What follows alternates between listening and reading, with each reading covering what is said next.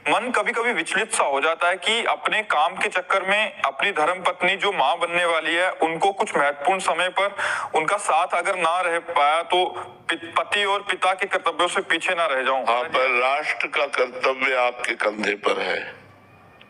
हम इसीलिए अपने भारतीय सैनिकों को नमस्कार करते हैं, प्रणाम करते हैं कि जहां उनको अपने परिवार की अत्यंत आवश्यकता है, उन आवश्यकताओं को ठुकरा कर, जैसे मान लो आपकी माँ है तो आपकी बहू का सहयोग वो कर सकती है, लेकिन कितने जवान हैं जिनकी केवल पत्नी ही अकेले रह रही और वो गर्भवती है, उसको जरूरत है, अत्यंत जरूरत है अपने पति की, उसको सानिध्य की जरूरत है, उसको सहयोग की जरूरत है, उसको इस विश्वास की जरूरत है कि आप हमारे पास हैं, कोई भी संकट होगा आप तत्काल अस्पताल ले जाएंगे। लेकिन आप बॉर्डर पर खड़े हैं, आप वहां राष्ट्र सुरक्षा में खड़े हैं।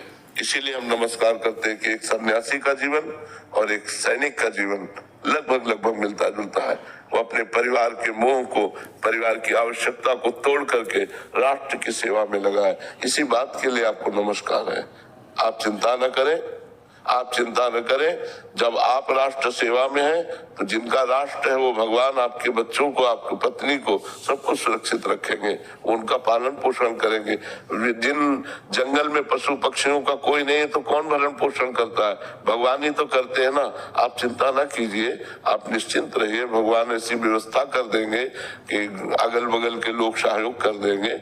आप राष्ट्र सेवा के अगर छुट्टी मिल जाए तो बहुत अच्छी बात है, अगर छुट्टी नहीं मिलती है तो आप दुखी मत होइए। आप राष्ट्र सेवा का भार अपने कांधों पर लिए हुए खड़े हैं, आप चिंता मत कीजिए।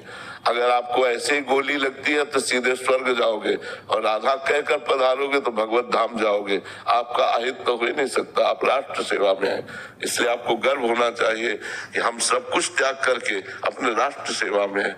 राष्ट्र सेवा में प्रधान हमारा धर्म राष्ट्र सेवा है और द्वितीय परिवार सेवा है। छुट्टी मिले तो भरपूर प्यार दीजिए अपने परिवार को, और जब दूर हैं तो मोबाइल आदि से उनको पुष्ट रखिए और अपने सेवा कार्य को देखते रहिए। क्योंकि हर आर्मी वाले के लिए बहुत बड़ी समस्या होती है, जो 1 महीने की छुट्टी में आता है, अपने परिवार में रच फंसता है। अब वो जब जा रहा है तो उसका छोटा बच्चा अंगुली पकड़ के पूछ रहा है, पापा कब आओगे? अब पापा क्या उत्तर दें? पता नहीं आना होगा कि नहीं आना होगा। क्योंकि ऐसी राष्ट्र सेवा ये है कि बॉर्डर में खड़े हैं, कहीं भी तैनात है, कहीं भी किसी से भी मुठभेड़ है, आतंकवादियों से, कभी कहीं भी कोई भी क्षण मृत्यु अपना ग्रास बना सकती है। तो ये नमस्कार योग्य है कि अपने परिवार के मोह का त्याग करके, परिवार की सुख सुविधाओं का त्याग करके, हर पुरुष चाहता है कि मैं अपने घर में सोऊं, दिन भर कहीं भी काम करूं, रात्रि में तो अपने घर में सोऊं, लेकिन वो कहाँ कैसी कैसी परिस्थितियों में। इसलिए हम भारतीय सैनिकों का सम्मान करते हैं और अपने भारतवासियों से प्रार्थना करते हैं कि भारतीय सैनिकों का सम्मान करें, उनको एक नौकर न समझें। वो बहुत बड़ा बलिदान देकर नौकरी कर रहे हैं।